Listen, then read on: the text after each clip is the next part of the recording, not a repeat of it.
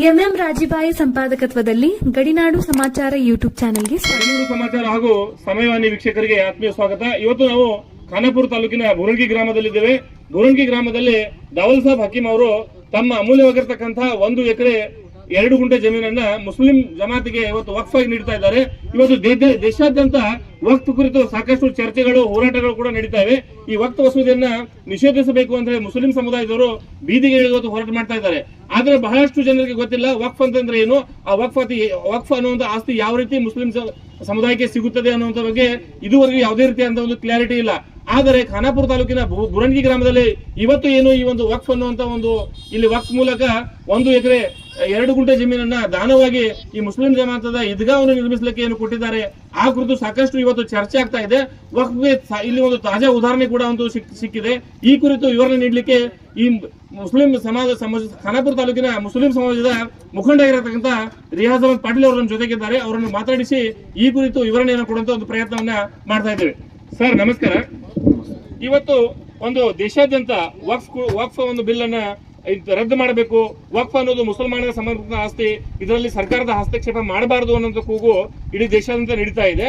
ಇವತ್ತು ತಾಜಾ ಉದಾಹರಣೆ ಅನ್ನುವ ರೀತಿಯಲ್ಲಿ ಇವತ್ತು ದಾವಲ್ ಸಾಬ್ ಹಕೀಂ ಅವರು ಇವತ್ತು ಏನು 1 ಎಕರೆ 2 ಗುಂಟೆ ಜಮೀನನ್ನ ಮುಸ್ಲಿಂ ಜಮಾತಿಗೆ ಏನು ಬುರುಣ್ಕಿ ಅನ್ನುವಂತ ಗ್ರಾಮ, ಚಿಕ್ಕ ಗ್ರಾಮ, ಇಲ್ಲಿ ಮುಸ್ಲಿಂ ಜಮಾತಿಗೆ ಅವರು ವಕ್ಫ್ ಅನ್ನು ನೀಡಿದ್ದಾರೆ. ಈ ಕುರಿತು ತಾವು ಹೇಳಲಿಕ್ಕೆ ಇಷ್ಟಪಡ್ತೀರಿ ಸರ್? ಇದು ಬುನಾದಿ ಕಾಲದಿಂದ ಇಸ್ಲಾಂ ಧರ್ಮದಲ್ಲಿ ಒಂದು ಪದ್ಧತಿ ಬಂದಿದೆ. ಧಾರ್ಮಿಕ ಕಾರ್ಯಗಳಿಗಾಗಿ ಮುಸಲ್ಮಾನರು, ರಾಜ ಮಹಾರಾಜರು, ಮೊಘಲರಾಗಲಿ, ಹಿಂದಿನ ಎಲ್ಲ ರಾಜ ಮಹಾರಾಜರು ಮುಸಲ್ಮಾನರು ಸಾಕಷ್ಟು 300-400 ವರ್ಷ ದೇಶವನ್ನು ಆಳಿದ ಬಳಿಕ ಅಲ್ಲಲ್ಲೇ ತಮ್ಮ ಸಮಾಜಕ್ಕೆ ಧಾರ್ಮಿಕ ಕಾರ್ಯಗಳ ಮಾಡಲಿಕ್ಕೆ ತಾವು ಸ್ವ ಇಚ್ಛೆಯಿಂದ ಜಮೀನವನ್ನು ದಾನ ಮಾಡೋದೇ ವಕ್ಫ್. ಇದು ಮೂಲಭೂತ ವಕ್ಫ್ ಅನ್ನೋದು ಈಗಿಲ್ಲ, ಭಾಳ ಒಂದು ಬುನಾದಿ ಕಾಲದಿಂದ 400-500 ವರ್ಷಗಳಿಂದ ಬಂದದ. ಇವತ್ತು ಅದರ ಉದಾಹರಣೆ ನೋಡ್ರಿ, ಇಲ್ಲಿ ಬುರಂಗಿ ಗ್ರಾಮದಲ್ಲಿ ಹಿಂದೂ ಬಾಂಧವರು, ಮುಸಲ್ಮಾನ್ ಬಾಂಧವರು ಸಮ್ಮುಖದಲ್ಲಿ ದಾವಲ್ ಸಾಬ್ ಹಕೀಂ ಅನ್ನೋರು, ಇದೇ ಊರಿನವ್ರು ಆಗಿದ್ದಂಥವ್ರವರು 1 ಎಕರೆ 2 ಗುಂಟೆ ಜಮೀನ ತನ್ನ ಸಮಾಜಕ್ಕೆ ಒಂದು ಏಳ್ಗೆಗಾಗಿ ಒಂದು ದಾನ ರೂಪದಲ್ಲಿ 1 ಎಕರೆ 2 ಗುಂಟೆ ಭೂಮಿಯನ್ನು ಕೊಟ್ಟಿದ್ದೇ. ಇದಕ್ಕೆ ನಮ್ಮ ಉರ್ದು ಭಾಷೆಯಲ್ಲಿ ವಫ್ಕ್ ಅಂತಾರೆ. ಈ ವಫ್ಕ್ ಅನ್ನೋ ಶಬ್ದಕ್ಕೆ ಅವಾಂತರ ಮಾಡಿ ಈಗಿದ್ದ ಸರ್ಕಾರ ಅದನ್ನು ಈಗ ವಫ್ ಕಾಯ್ದೆ ಬಿಲ್ ಅನ್ನು ರದ್ದುಪಡಿಸಿ ಹೊಸ ಕಾಯ್ದೆಯನ್ನು ತಂದಿದ್ದು ಈ ಅಲ್ಪಸಂಖ್ಯಾತರ ಹಕ್ಕನ್ನು ಮುಟುಗೋಲು ಹಾಕೋಕತ್ತದ್ರ. ಇದನ್ನು ಆಗಬಾರ್ದು ಅಂತ ನಾವು ಇನ್ನೊಮ್ಮೆ ಅದನ್ನು ನಿಷೇಧಿಸಬೇಕು. ಈ ವಕ್ಫ್ ಬೋರ್ಡ್ ಬಿಲ್ ಅನ್ನು ಸುಪ್ರೀಂ ಕೋರ್ಟ್ನಲ್ಲಿ ಜಯವಾಗಬೇಕಂತ ನನ್ನ ಸಂದೇಶ ಇಡೀ ಸಮಾಜಕ್ಕೆ ಕೊಡ್ಲಿಕ್ಕೆ, ಇಡೀ ಜಗತ್ತು ಕೊಡ್ಲಿಕ್ಕೆ. ಸರ್, ಒಟ್ಟಾರೆ ಈಗ ವಕ್ಫ್ ಕುರಿತು ಏನು ಹೋರಾಟ ನಡೀತಾ ಇದೆ, ಕೇಂದ್ರ ಸರ್ಕಾರ ಎಲ್ಲಿಯಾದರೂ ಒಂದು ಈ ಸಮಾಜವನ್ನ, ಸಮುದಾಯವನ್ನ, ದೇಶವನ್ನ ದಾರಿ ತಪ್ಪಿಸುವಂತ ಒಂದು ಕೆಲಸ ಮಾಡ್ತಿದೆ ಎನ್ನುವಂತ ವಿಚಾರ ತಮ್ಮಲ್ಲಿ ಏನಾದ್ರೆ ಇಲ್ಲೇ ಅಲ್ಪಸಂಖ್ಯಾತ, ವಿಶೇಷವಾಗಿ ಅಲ್ಪಸಂಖ್ಯಾತ ಮುಸಲ್ಮಾನ ಸಮಾಜವನ್ನು ಪೂರ್ತಿ ನಿರ್ಮೂಲನೆ ಮಾಡಲು ಈ ಉದ್ದೇಶಲೇನ ಈ ಸರ್ಕಾರ ಬಿಲ್ ತಂದಿದೆ. ಯಾಕಂದ್ರೆ ಒಂದು ಕಾಲದಾಗ ಒಂದು 5 ವರ್ಷದಿಂದ 1921ರಲ್ಲಿ 2021ರಲ್ಲಿ ಬಾಬರಿ ಮಸೀದಿ ಅಷ್ಟೇ ಜಾಗವನ್ನು ಮಾತ್ರ ಸುಪ್ರೀಂ ಕೋರ್ಟ್ ಸಮ್ಮುಖದಲ್ಲಿ ಒಂದು ದೇಶದಲ್ಲಿ ಇದು ಬೆಳಿಬಾರ್ದು, ದ್ವೇಷ ಬೆಳಿಬಾರ್ದು ಅಂತ ಸುಪ್ರೀಂ ಕೋರ್ಟ್ ಆದೇಶ ಬರಲಿ. ನಾವು ಮುಸಲ್ಮಾನರು ಎಲ್ಲರೂ ತಲೆಬಾಗಿ ಸುಪ್ರೀಂ ಕೋರ್ಟ್ ಆದೇಶಕ್ಕೆ ಬೆಲೆ ಕೊಟ್ಟು ಬಾಬರಿ ಮಸೀದಿ ಭೂಮಿಯನ್ನು ಬಿಟ್ಟುಕೊಟ್ಟಿದ್ದೆವು.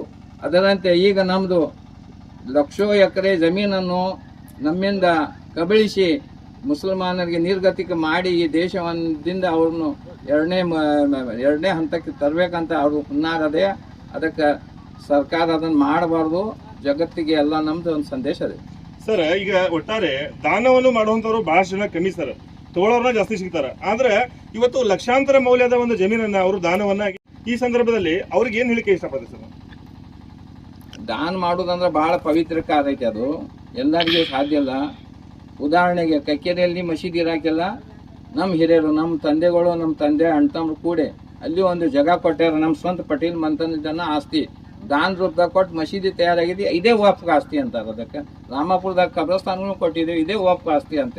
ಇದೆಲ್ಲ ಕೂಡಿಸಿ ಒಂದು ದೊಡ್ಡ ಪ್ರಮಾಣದಾಗ ಎಕರೆಗಟ್ಟಲೆ ಭೂಮಿ ಆಗುತ್ತಲೆ ಅದನ್ನು ದುರ್ಬಳಕೆ ಮಾಡ್ಕೊಳ್ಳಾಕ ಹುನ್ನಾರ ಕೇಂದ್ರ ಸರ್ಕಾರ ಮಾಡತ್ತೈತೆ ಅಂತ ನಾ ಹೇಳ್ತೀನಿ. ಒಟ್ಟಾರೆ ವೀಕ್ಷಕರೇ, ವಕ್ಫ್ ಅನ್ನೋ ಒಂದು ವಿಚಾರಕ್ಕೆ ತಮಗೆ ಹೇಳ್ಬೇಕಂತಂದ್ರೆ, ವಕ್ಫ್ ಅನ್ನೋದು ಮುಸ್ಲಿಂ ಸಮುದಾಯದ ಜನ, ಮುಸಲ್ಮಾನರ ಒಂದು ಸಮುದಾಯದ ಏಳಿಗೆಗಾಗಿ ದಾನವಾಗಿ ಕೊಟ್ಟಿರ್ತಕ್ಕಂಥ ಒಂದು ಭೂಮಿ.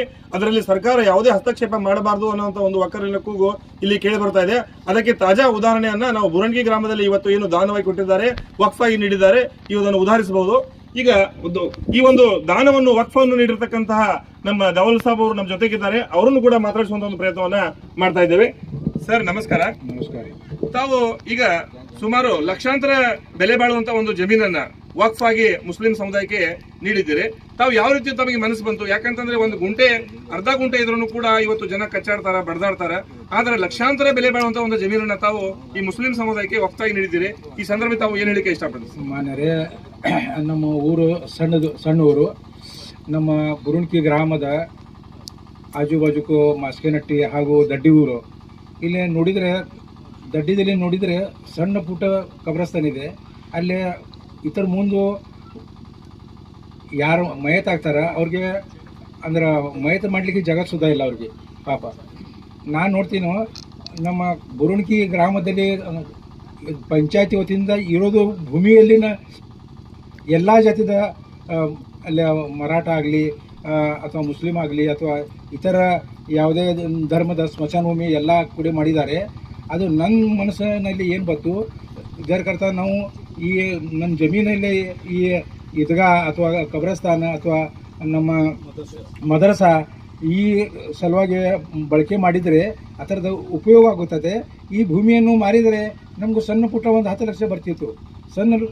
ಈ ನಮ್ಮ ಮಕ್ಕಳ ಸಲುವಾಗಿ ನಾವು 10-20 ಲಕ್ಷ ಕೊಟ್ಟು ಶಿಕ್ಷಣ ಸಲುವಾಗಿ ನಾವು ಹಾಕಿದ್ದೇವೆ. ಆದರೆ ಈ ಭೂಮಿ ದಾನ ಮಾಡಿದರೆ ನಮ್ಮ ಊರ ಸಲುವಾಗಿ, ಮುಂದಿನ ನಮ್ಮ ಮಕ್ಕಳ ಸಲುವಾಗಿ, ಭವಿಷ್ಯ ಸಲುವಾಗಿ ಈ ಥರದ ಉಪಯೋಗ ಆಗ್ತೈತಿ. ಈ ಸಲುವಾಗಿ ನಾನು ಇದು ದಾನ ಮಾಡಿದ್ದೀನಿ. ಧನ್ಯವಾದಗಳು. ಒಟ್ಟಾರೆ ವೀಕ್ಷಕರೇ, ತಮಗೆ ಹೇಳ್ಬೇಕಂತಂದ್ರೆ ಇವತ್ತು ಸೌಹಾರ್ದತೆಯ ಒಂದು ಪ್ರತೀಕವಾಗಿರ್ತಕ್ಕಂತಹ ಬುರುಂಕಿ ಗ್ರಾಮದಲ್ಲಿ ಹಿಂದೂ ಮುಸಲ್ಮಾನ್ ಬಾಂಧವರ ಒಂದು ಸಮ್ಮುಖದಲ್ಲೇನೆ ಇವತ್ತು ವಕ್ಫ್ ಮಾಡಿರೋದಕ್ಕೆ ಅವರಿಗೆ ಎಲ್ಲ ಸಮಸ್ತ ನಾಡಿನ ಪರವಾಗಿ ಮತ್ತೊಮ್ಮೆ ಧನ್ಯವಾದಗಳನ್ನ. स्टेट पर माशाल्लाह, या आपका आना भी मुबारक हो, आपका यहाँ बैठना भी मुबारक हो। तो मेरे अजीजों, मेरे नौजवानों, आज उम्मत परेशान है, उसकी वजूहात है। आज उम्मत की परेशानी की सबसे बड़ी वजह यह है कि उम्मत ने अपना इसराफ गलत चीजों में लगा दिया है और जो असल चीज था उसे छोड़ दिया है। तशरीफ लाइए जरा। माशाल्लाह दाऊद साहब आ चुके हैं, तहे दिल से इस्तकबाल है उनका मंडप पर। तशरीफ लाएं, अल्लाह के आने को कबूल फरमाए। बैठ गए भाई, माशाल्लाह।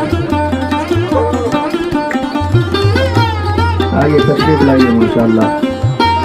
भाई अल्लाह इनके आने को कबूल फरमाए। इन्होंने अपना कीमती वक्त दिया और कीमती जगह भी दी है। दुआ करें अल्लाह इनके इल्म में, रिस्क में, अमल में, उम्र में बरकत अता फरमाए। जोर से आमीन कह दो भाई।